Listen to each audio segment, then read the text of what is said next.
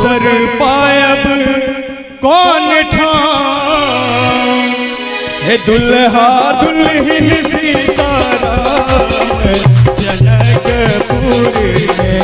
यो दुल्हा दुल्हन सीताराम जनकपुर में।